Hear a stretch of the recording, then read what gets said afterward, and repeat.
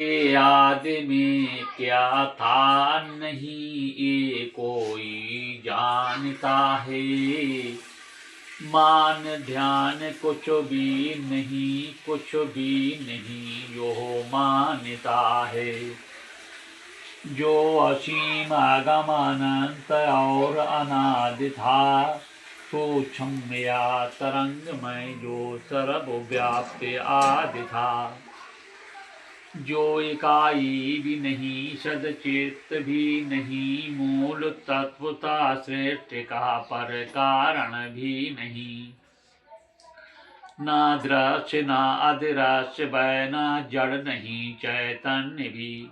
जो सभी कुछ कुछ भी नहीं, वै तत्व भी जीवत्व भी। ना शून्य ही ना पूर्ण वै ना आत्मा परमात्मा। नाम अभिव्यक्ति नहीं था, वही सब सो आत्मा। यही श्रेष्ठ की पूर्व अवस्था, जो ईश्वर की है सत्ता। यहाँ किसी की पहुंच नहीं है, चाहे जितनी हो रास्ता। अब व्यक्ति से पूर्व रूप का नाम बोध और ज्ञान नहीं। यही रहस्य और महासत्य है, व्याख्या से है भ्रांति ही। कारण कोई विक्षोभ बना, ईश्वरीय तत्व हलचल लाया। क्रमबद्ध ऊर्जा बन अनंताकाश तत्व बन कराया। ईश्वरीय ऊर्जा का विस्तार, नभ वायु अग्नि जल थल पाया। ये पंच तत्व प्रकृति रूप क्रिया तरंग सृष्टि लाया। प्रतिक्रिया बस प्रकृति से जड़ चेतन सृष्टि विकास हुआ। ईश्वर प्रकृति और सृष्टि बन ब्रह्मांड जगत विस्तार हुआ। इस क्रिया प्रतिक्रिया का क्रम सम विषम तरंग बन चलता है। चुंबकीय ऊर्जा ये ईश्वर चेतना प्राण बन बहता है।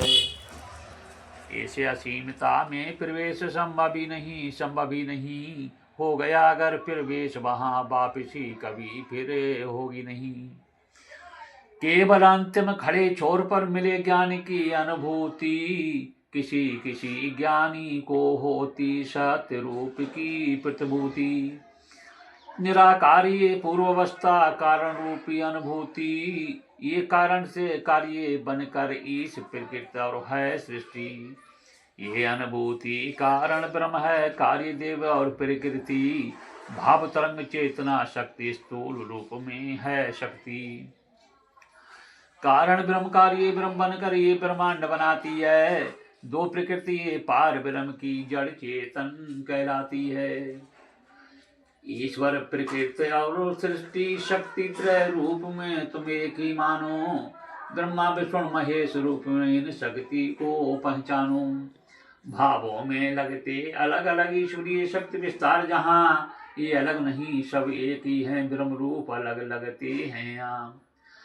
ये भेद भ्रमत हमें करते हैं, बंधन जग की ये माया है। ये परम तत्व द्वैत शक्ति देव भ्रम जगो छाया है। मृत मूल प्रवृत्त जगत की जड़ता रूपी जानो।